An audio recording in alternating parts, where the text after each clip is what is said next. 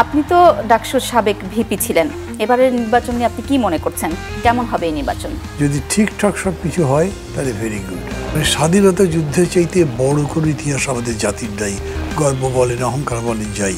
এবং আমি মনে করি এই ডাকসুতে খুবই বড় আকারে আসবে একটা নতুন বাংলাদেশ গড়ে তোলবার যে প্রত্যয়, যে আকাঙ্ক্ষা তখন বলা হয়েছিল, সেইটার কথা ছাত্ররা বলবে।